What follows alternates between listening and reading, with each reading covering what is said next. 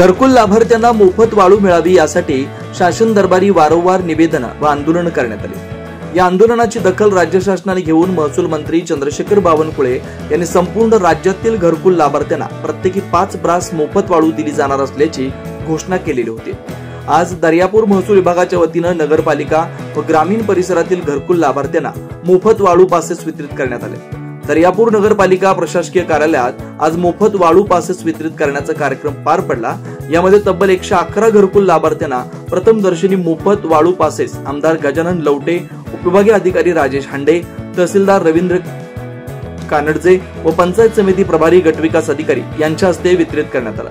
तसेच उर्वरित घरकुल लाभार्थ्यांना लवकरच मोफत वाळू पासेस उपलब्ध करून देण्यात येणार असल्याचं आश्वासन सुद्धा तहसीलदार रवींद्र कानडजे यांनी दिलं। विशेष म्हणजे ज्या लाभार्थ्यांना मोफत वाळू पासेस देण्यात येणार आहेत त्यांनी आपल्याच घरकुल बांधकामाकरता त्या पासेसचा वापर करावा।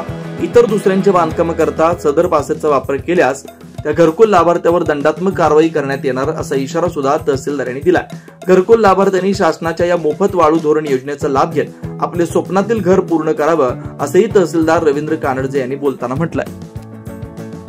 अशाच वेगवान घडामोडी पाहण्यासाठी आमच्या चॅनलला लाईक व सबस्क्राइब करायला विसरू नका।